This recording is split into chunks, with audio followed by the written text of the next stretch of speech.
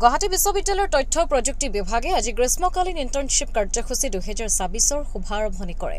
বিশ্ববিদ্যালয়খনত স্নাতক শিক্ষাৰ্থীৰ বাবে আয়োজন কৰা এইটো এতিয়ালৈকে সৰ্ববৃহৎ গ্ৰীষ্মকালীন ইণ্টাৰ্ণশ্বিপ কাৰ্যসূচী।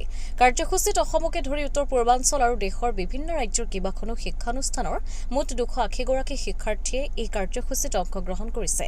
কৃত্ৰিম বুদ্ধিমত্তা, machine learning, generative AI, natural language processing, cyber সুৰক্ষা, computer vision, data science, multimedia, VFX, AI for cognition আৰু কম্পিউটাৰ হাৰ্ডৱেৰ আৰু নেটৱৰ্কিং আদি 11টা অত্যাধুনিক বিষয় এই ইণ্টাৰ্ণশ্বিপৰ অন্তৰ্ভুক্ত কৰা হৈছে।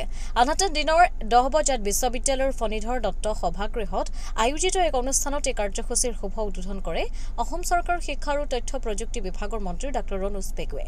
অনুষ্ঠানটিত বিশিষ্ট অতিথি হিচাপে উপস্থিত থাকে গুৱাহাটী বিশ্ববিদ্যালয়ৰ উপাচাৰ্য অধ্যাপক ননী গোপাল মহন্ত।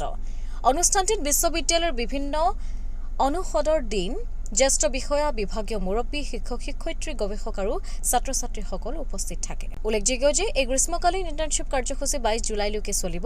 তথ্য প্ৰযুক্তি বিভাগৰ বিশেষজ্ঞ শিক্ষক-শিক্ষয়িত্ৰী আৰু টিচিং এছিষ্টেণ্টসকলৰ তত্বাৱধানত বিভাগীয় পৰীক্ষাগাৰত এই প্ৰশিক্ষণ অনুষ্ঠিত হ'ব।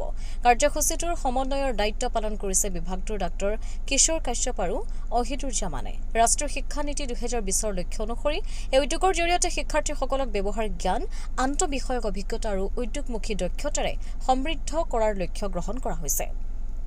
ব্যুৰো ৰিপৰ্ট, অমৃত নিউজ 24/7।